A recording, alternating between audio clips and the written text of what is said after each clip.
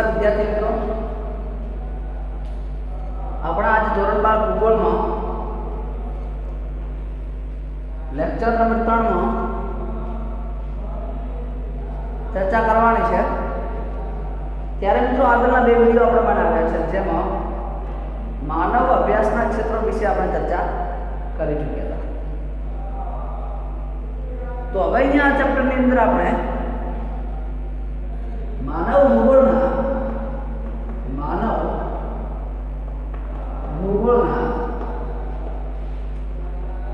अभ्यासना अभिगम विषे चर्चा करवानी है। तो मित्रों अहींया खास ध्यान राखवा जेवी बाबत छे के मानव भूगोळना अभ्यासना 5 अभिगमो कया कया छे। કેટલા અભિગમો છે? 5 અભિગમો છે। 5 અભિગમો કયા કયા છે? तो एक છે પહેલો ऐतिहासिक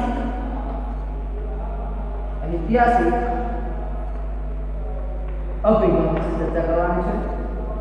બીજો છે ક્ષેત્રીય વિશ્લેષણ અભિગમ। ક્ષેત્રીય विश्लेषण अभिगम અને ત્રીજો છે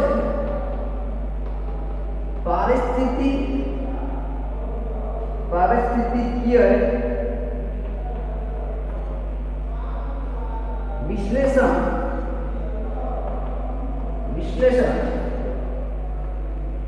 अभिगम છે। पारिस्थितिकीय विश्लेषण अभिगम છે। ત્યાર પછીનો ચોથો અભિગમ છે, પહેલો અભિગમ છે ઐતિહાસિક અભિગમ, બીજો છે ક્ષેત્રીય વિશ્લેષણ અભિગમ, ત્રીજો છે પારિસ્थितिकीय વિશ્લેષણ અભિગમ, ચોથો છે વર્તનલક્ષી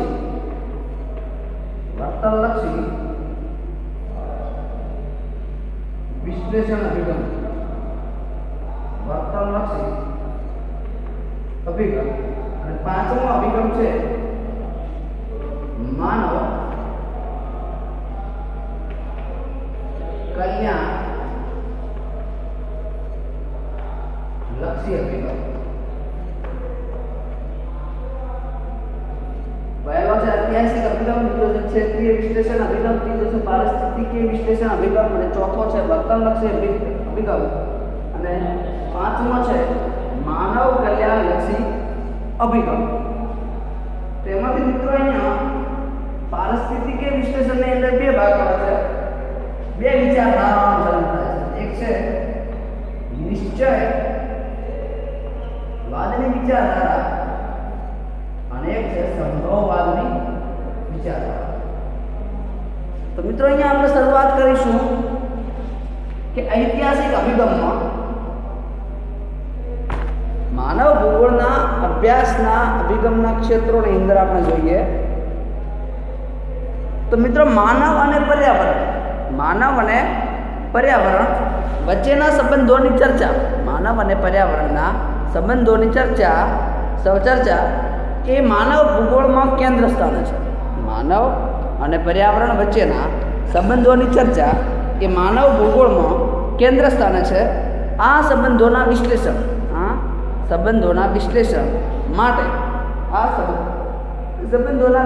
માટે जुदा जुदा अभिगमों अपनाववामां आवे छे। तो क्या क्या अभिगमों है एना माटे वाचना? तो एक है ऐतिहासिक अभिगम, क्षेत्रीय विश्लेषण अभिगम, पारिस्थितिकीय विश्लेषण अभिगम, वर्तनलक्षी अभिगम અને માનવ કલ્યાણલક્ષી અભિગમ। તો મિત્રો આના વિશે આપણે ક્રમાનુસાર અભ્યાસ કરવાનો છે। તો સમય પરિવર્તનની સાથે સાથે મિત્રો ખાસ ધ્યાન રાખજો, समय परिवर्तन साथे साथे मानव भूगोळना विषय वस्तु तथा तेना अभ्यास करवानी पद्धतिओ, मानव भूगोळना विषय वस्तुनी साथे साथे अभ्यास करवानी पद्धतिओ, प्रवृत्तिओ अने अभिगमो पण बदलाता रह्या छे। तो अमुक दरेक क्षेत्रे पोताना अभिगमो अलग अलग एटले के जुदा जुदा रहता होय छे। एटले के जे प्रमाणे समय बदलातो रहे, टेक्नोलॉजीनो बदलाती रहे, ए प्रमाणे एना अभिगमनी अंदर पण शुं थतो होय छे? परिवर्तनशील होय छे। માનવ ભૂગોળના અભ્યાસ માટે અહીંયા કેટલાક મહત્વના અભિગમ આપેલા છે નીચે પ્રમાણે, જેમ કે 1 નંબર છે ઐતિહાસિક અભિગમ. 1 નંબર છે ઐતિહાસિક અભિગમ. મિત્રો અહીંયા ઐતિહાસિક અભિગમની અંદર માનવીના ઉદ્ભવથી માંડીને, ખાસ ધ્યાન રાખજો, માનવીના ઉદ્ભવથી માંડીને વર્તમાન સુધી પ્રાકૃતિક પર્યાવરણ સાથે તેના સંબંધો પરિવર્તનશીલ રહ્યા છે. તો માનવીના ઉદ્ભવથી માંડીને વર્તમાન સુધીના સંબંધો કેવા રહ્યા છે? પરિવર્તનશીલ રહ્યા છે. મિત્રો અહીંયા એક ઇમ્પોર્ટન્ટ પોઈન્ટ છે કે મિત્રો ઔદ્યોગિક ક્રાંતિ ક્યારે થઈ? તો કે 18મી સદીમાં. ક્યારે? 18મી સદીમાં.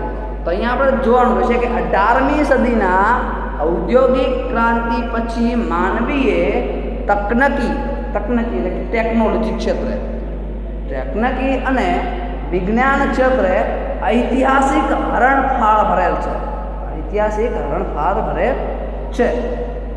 તો અહીંયા મિત્રો એક માત્ર એક પ્રશ્ન નીકળશે કે 18મી સદીથી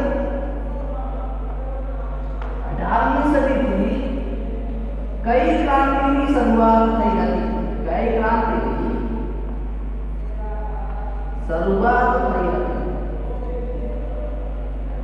તમારો જવાબ હશે કઈ ક્રાંતિ આવશે મિત્રો?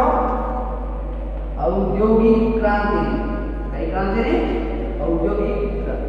આનો પ્રશ્ન પર વેરી પૂછો તો કે ઔદ્યોગિક ક્રાંતિની શરૂઆત કઈ સદીમાં થઈ હતી? તો કે 18મી સદીમાં થઈ હતી. તો આ એક મોસ્ટ ઇમ્પોર્ટન્ટ ક્વેશ્ચન બની જશે આપણા. તો ઐતિહાસિક અભિગમની અંદર શું છે કે માનવીના ઉદ્ભવથી માંડીને વર્તમાનના સમય સુધી શું કરેલ છે? હરણફાળ કરેલ છે. ત્યાર પછી ઔદ્યોગિક ક્રાંતિ ક્યારે થઈ? કે 18મી સદીમાં. તો 18મી સદીની અંદર ઔદ્યોગિક ક્રાંતિ પછી ભારતે ઔદ્યોગિક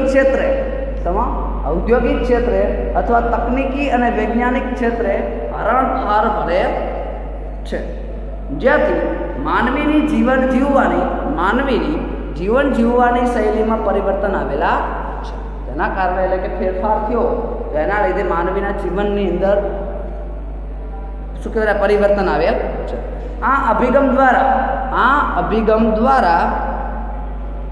અભિગમ દ્વારા માનવ અને પર્યાવરણમાં સમયની સાથે થયેલા પરિવર્તન સ્પષ્ટ રીતે સમજી શકાય છે.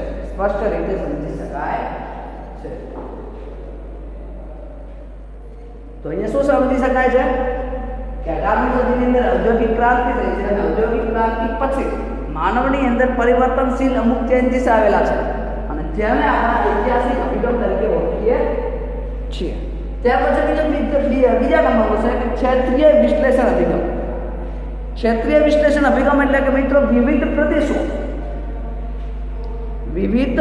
પ્રદેશોની અંદર વસતા જે વસ્તી હોય એના આધારે કઈ ફેરફાર થયેલો છે એને ક્ષેત્રીય વિશ્લેષણ અભિગમ કહે છે. તો જે જોઈએ આપણે કે ક્ષેત્રીય વિશ્લેષણ અભિગમ એ વિશ્વના વિભિન્ન પ્રદેશો અને ભાગોમાં વસતા માનવીના માનવસર્જિત પર્યાવરણને પ્રાધાન્ય આ અભિગમથી પ્રાપ્ત થાય. તો શાની ચર્ચા કરેલી છે અહીંયા કે વિશ્વમાં વિભિન્ન પ્રદેશો એટલે કે વિશ્વના અલગ અલગ પ્રદેશો અથવા તો અલગ અલગ ભાગોની અંદર વસતા માનવીના માનવસર્જિત પર્યાવરણને આ અભિગમથી પ્રાપ્ત થાય છે. ખરી આ પ્રકારના અભિગમ દ્વારા માનવ જીવનની શૈલીઓની વિવિધતા પ્રાપ્ત થાય છે. લગભગ 20મી સદીના પ્રારંભ સુધી માનવ જીવનની શૈલી પ્રાકૃતિક પર્યાવરણને આધારિત હતી. ત્યાર પછી ત્રીજો પ્રશ્ન છે મિત્રો અહીંયા કે પારિસ્થિતિકીય વિશ્લેષણ અભિગમ. એટલે કે ecological analysis of research approach.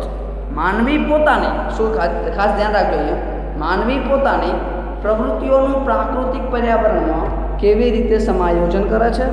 માનવી પોતાની પ્રવૃત્તિઓમાં પ્રાકૃતિક પર્યાવરણમાં કેવી રીતે સમાયોજન કરે છે અને તકનીકી વિકાસ દ્વારા પ્રાકૃતિક પ્રતિકૂળતાઓનો સામનો કેવી રીતે કરે છે તેનું વિશ્લેષણ આ અભિગમ દ્વારા કરવામાં આવે છે. એટલે કે શું કહેવામાં આવે છે કે માનવી પોતાની જે પ્રવૃત્તિઓ કરે છે, જે કામ કરે છે, એનું પર્યાવરણ સાથે સમાયોજન કેવી રીતે કરે છે.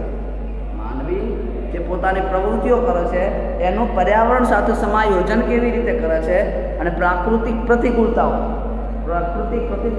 જે છે એનો સામનો આ અભિગમ દ્વારા આપવામાં આવે છે. પ્રાકૃતિક પારિસ્થિતિકીય વિશ્લેષણ અભિગમ દ્વારા આપવામાં આવે છે. હવે મિત્રો અહીંયા પ્રાકૃતિક પર્યાવરણની પ્રતિકૂળ પરિસ્થિતિઓ અને અનુકૂલન સ્થાપવામાં જે પારિસ્થિતિક પરિવર્તન જોવા મળે છે. હવે પ્રાકૃતિક પર્યાવરણને પ્રતિકૂળ થવા માટે અમુક જે પરિસ્થિતિઓ છે એના કારણે જે પરિણામો મળે છે, પરિવર્તન જોવા મળે છે, તેનો અભ્યાસ આપણે આ અભિગમની અંદર સમાવિષ્ટ છે. તો જેના આધારે બે વિચારધારાઓ આ અભિગમ સાથે જોડાયેલી છે. કેટલી વિચારધારાઓ? બે વિચારધારાઓ. તો એક પહેલી વિચારધારા એ છે કે નિશ્ચયવાદ, બીજી વિચારધારા એ છે સંભવવાદ. પહેલી વિચારધારા કઈ છે? નિશ્ચયવાદ છે, અને બીજી વિચારધારા છે સંભવવાદ. તો મિત્રો નિશ્ચયવાદ એટલે કે નિયતિવાદ. આ મિત્રો એક માર્ક્સની અંદર વ્યાખ્યાઓ પૂછાઈ જશે, ખાસ ધ્યાનમાં રાખો. એક માર્ક્સની અંદર કે નિશ્ચયવાદ કોને કહેવાય છે અને એક માર્ક્સની અંદર સંભવવાદ કોને કહેવાય છે એ પૂછાઈ જશે. તો ખાસ ધ્યાન રાખજો. નિશ્ચયવાદ અથવા તો નિયતિવાદ, આ વિચારધારા મુજબ મનુષ્યની બધી જ પ્રવૃત્તિઓ, ખાસ ધ્યાન રાખજો, મનુષ્યની બધી જ પ્રવૃત્તિઓ અને ક્રિયાઓ પર્યાવરણ દ્વારા નિયંત્રિત થાય છે. આ વિચારધારા મુજબ મનુષ્યની બધી જ પ્રવૃત્તિઓ અને ક્રિયાઓ એ પર્યાવરણ દ્વારા નિયંત્રિત થાય છે. કોઈ પણ માનવ સમુદાય એ રાષ્ટ્રનો ઇતિહાસ, માનવ સંસ્કૃતિ, જીવનશૈલી અને વિકાસની માત્રાને પ્રાકૃતિક પર્યાવરણ અસર કરે છે. શેના દ્વારા અસર કરે છે? વિકાસની માત્રાને પ્રાકૃતિક પર્યાવરણ અસર કરે છે. આ વિચારધારા માનવીને નિષ્ક્રિય પરિબળ ગણે છે. હિપોક્રેટ્સ, એરિસ્ટોટલ, હેરોડોટ્સ, સ્ટ્રોબો વગેરે વિદ્વાનોએ માનવી ઉપર પ્રાકૃતિક સ્થિતિનો પરિબળ ગણે છે. માનવી ઉપર પ્રાકૃતિક સ્થિતિનો પરિબળ ગણે છે. વિદ્વાનોએ પ્રાકૃતિક સ્થિતિનો અમુક પ્રભાવ સમજાવ્યો. તો કયા કયા ભૂગોળવિદોએ સમજાવ્યો હતો? હિપોક્રેટ્સ, એરિસ્ટોટલ, હેરોડોટ્સ, સ્ટ્રોબો વગેરે માનવી ઉપર પ્રાકૃતિક તત્વોનો પ્રભાવ સમજાવ્યો હતો.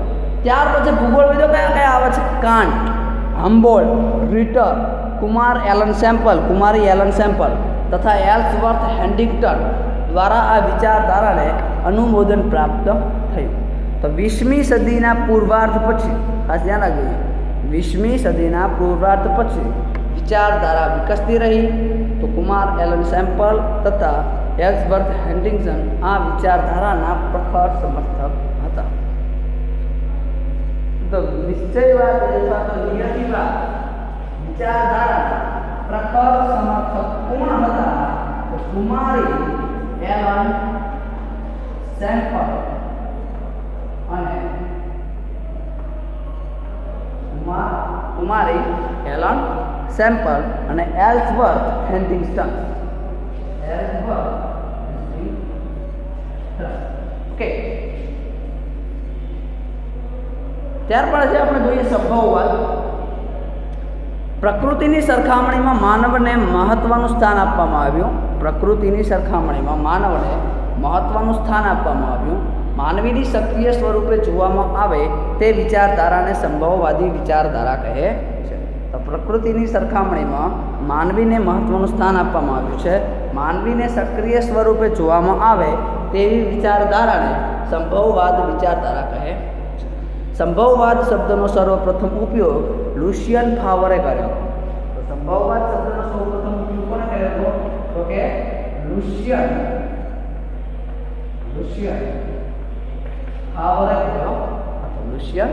ફાવરે કર્યો. તેમના મતાનુસાર માનવ સંભાવનાઓનો સ્વામી છે. માનવ એ સંભાવનાનો સ્વામી છે. પ્રાકૃતિક તત્વોના ઉપયોગની બાબતે પ્રયોગ માનવી જ કર્યો છે. અને ભૂગોળવેતા વિડાલ ડી આ ધ્યાન રાખજો, નામ પતા છે વિડાલ ની લાપ્લાસે લાબલાસે આ વિચારધારાને વ્યવસ્થિત પ્રચાર કર્યો હતો. સંભવવાદી વિચારધારાની ઘણા વિદ્વાનોએ આલોચના કરી હતી. તો સંભવવાદી વિચારધારાઓની ઘણા વિદ્વાનો દ્વારા શું કરવામાં આવી હતી? આલોચના કરવામાં આવી. એટલે કે એમની વિચારધારા જે હતી એમનો સ્વીકાર કરવામાં આવેલ નહોતો. ત્યાર પછી સંભવવાદ વિચારધારાનો ઘણા વિદ્વાનો દ્વારા આલોચના કરી હતી. નિશ્ચયવાદી વિચારધારા અને સંભવવાદી વિચારધારાઓને સમન્વય કરતી, એટલે કે નિશ્ચયવાદી વિચારધારા અને સંભવવાદી બંનેનો સમન્વય કરતી નવી એક વિચારધારા આવી. એનું નામ હતું નવનિયતિવાદ. નવનિયતિવાદ વિચારધારા. હવે નવનિયતિવાદ વિચારધારા એ કોણે રજૂ કરી હતી? તો ગ્રિફિથ ટેલર. કોણે કરી હતી? Griffith Taylor. કોણે કરી હતી? ટેલરે કરી હતી. તેમણે સમજાવ્યું કે પ્રાકૃતિક નિયમોનું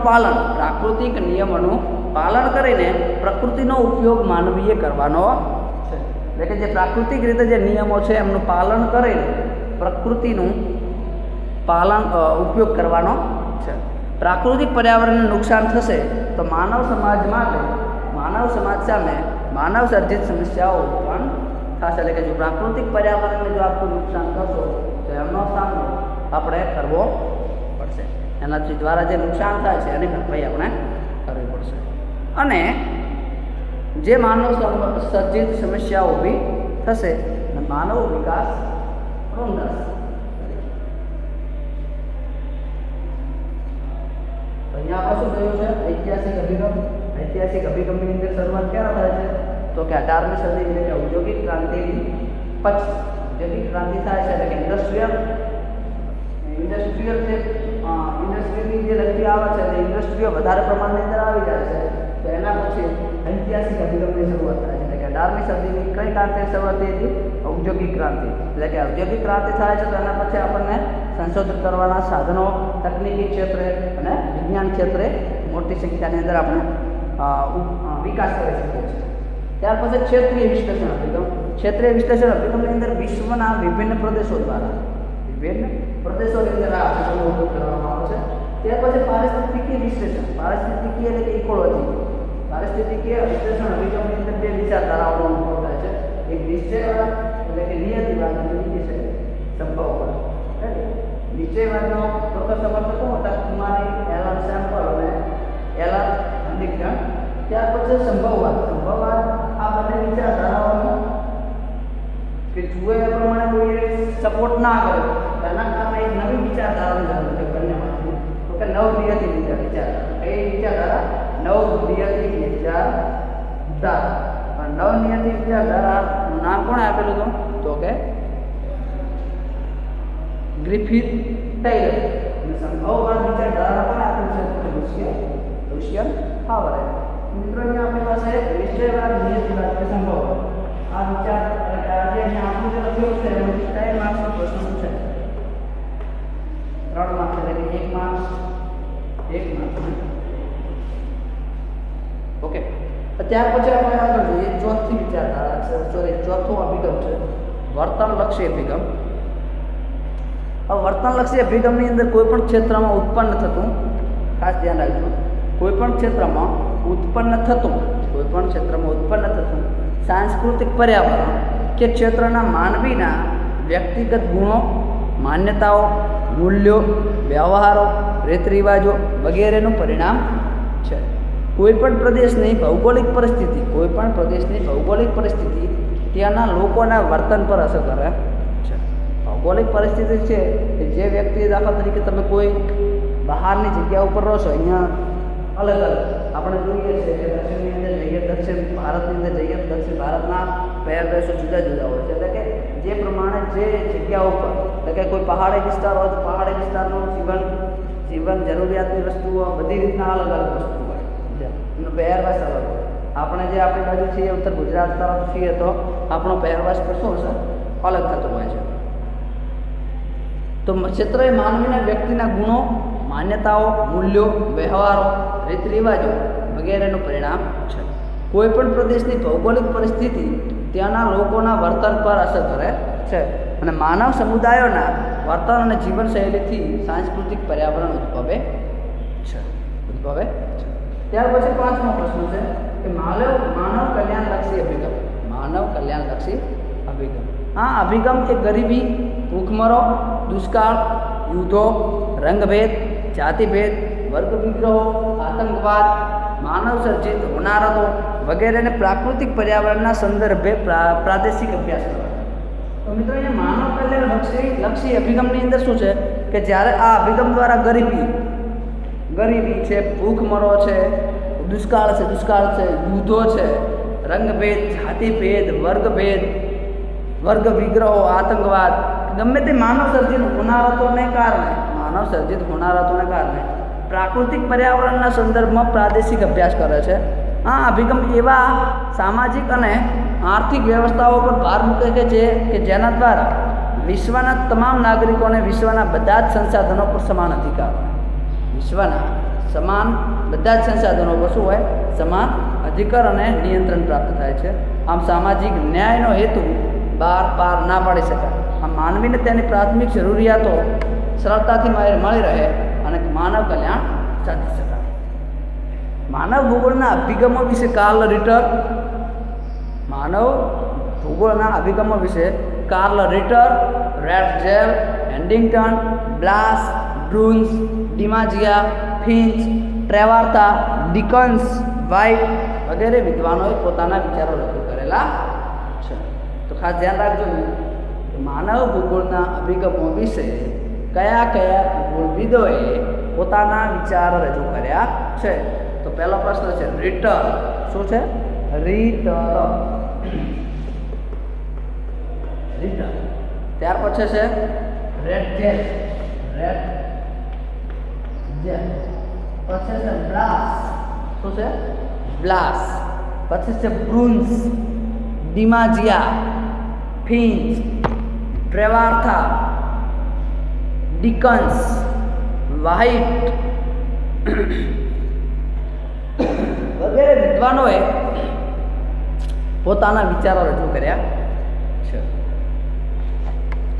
તો ત્યાર પછી આપણે છેલ્લો પોઈન્ટ જોઈએ કે માનવ ભૂગોળના અભિગમોની તુલના.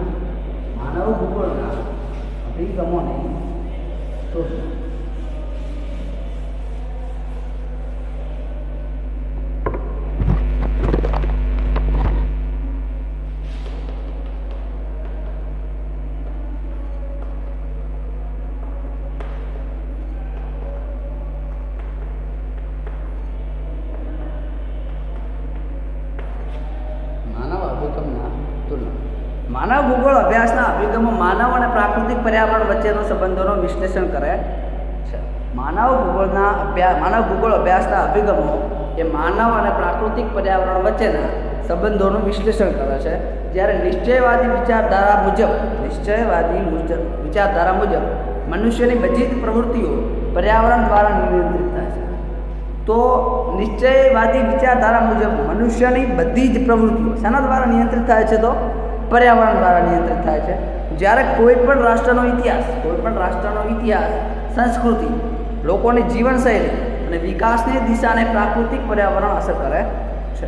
જ્યારે સંભવવાદી વિચારધારા મુજબ એ વિચારધારા પ્રાકૃતિક પર્યાવરણને બદલે માનવને વધુ મહત્ત્વ આપે છે અને માનવી પોતે જ સંભાવનાઓનો સ્વામી છે.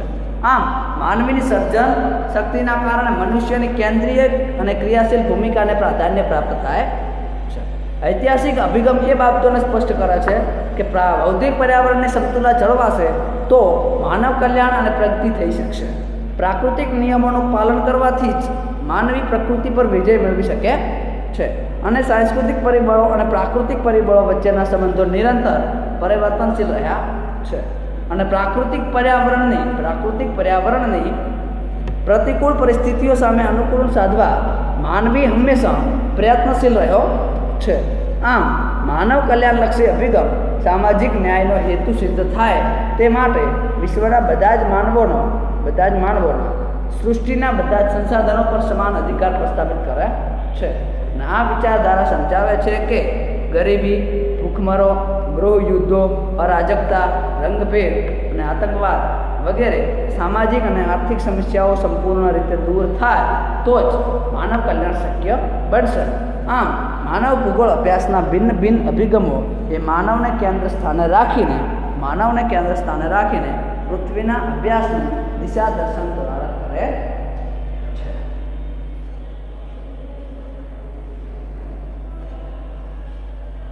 તો મિત્રો અહીંયા આપણે પાઠ પૂર્ણ જાહેર કરીએ છીએ. તો આપ સર્વે જે સ્વાધ્યાયના પ્રશ્નો છે પાઠ્યપુસ્તકના, એ પ્રશ્નો આપણે ચોપડાની અંદર જોઈ લેશો, લખી નાખશો. અને પાઠની અંદર કોઈ પણ પ્રશ્ન હોય, કોઈ પણ ટોપિકની અંદર સમજણ ના પડી હોય તો કમેન્ટ બોક્સની અંદર લખીને મૂકી શકો છો. અને અહીંયા આપણે પાઠ પૂર્ણ કરીએ છીએ. Thank you.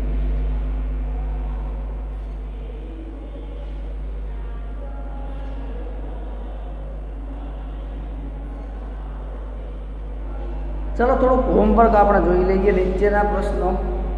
નિયતિવાદના પ્રખર સમર્થક કોણ છે?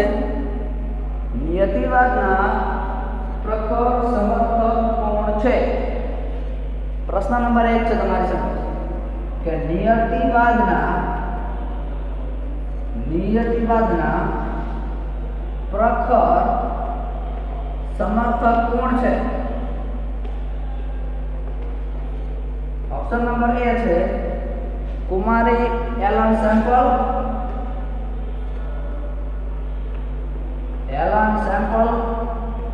B છે કાર્લ રિટર, C છે લુસિયન ફાવર અને D છે ગ્રિફિથ ટેલર. તો શું મિત્રો જવાબ આવશે? તો કુમારી એલન સેમ્પલ. નિયતિવાદના પ્રખર સમર્થક કયા છે? પણ જિયોગ્રાફિયા જર્નાલિસિસ પુસ્તક કોણે લખ્યું હતું? જિયોગ્રાફિયા જર્નાલિસિસનું પુસ્તક કોણે લખ્યું હતું? તો બર્નાર્ડ વેરાનિયસે. ત્યાર પછી એક પ્રશ્ન છે બીજો કે માનવ ભૂગોળમાં કેન્દ્ર સ્થાને કોણ હોય છે? માનવ ભૂગોળમાં કેન્દ્ર સ્થાને કોણ હોય છે? તો ઓપ્શન 1 છે પૃથ્વી, બીજો ઓપ્શન છે ભૌતિક તત્વો, ત્રીજો ઓપ્શન છે ઉદ્યોગ, અને ચોથો ઓપ્શન છે માનવ. તો શું જવાબ આવશે? માનવ. ઓકે. ત્યાર પછી કયા સમયગાળાને સંશોધન યુગ કહેવાય છે? કયા સમયગાળાને સંશોધન યુગ કહેવાય છે? કયા સમયગાળાને સંશોધન યુગ કહેવાય છે? તો 15મી સદીના ઉત્તરાર્ધથી 15મી સદીના ઉત્તરાર્ધથી 18મી સદી સુધીના સમયગાળાને સંશોધન યુગ કહે છે. 15મી સદીના ઉત્તરાર્ધથી 18મી સદીના સુધીના જે સમયગાળો છે એને શું કહેવામાં આવે છે? સંશોધન યુગ કહે છે. ત્યાર પછી 18મી સદીમાં કઈ ક્રાંતિ થઈ હતી?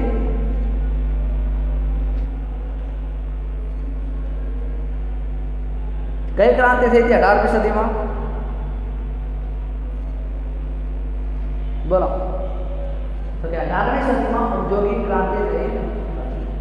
તો મિત્રો આપ સર્વે જે ચેપ્ટર પૂરું થયેલ છે એના ચોપડા બનાવશો અને ચોપડા બનાવી મારા WhatsApp નંબર પર ફોટા પાડીને મૂકશો. Okay, thank you.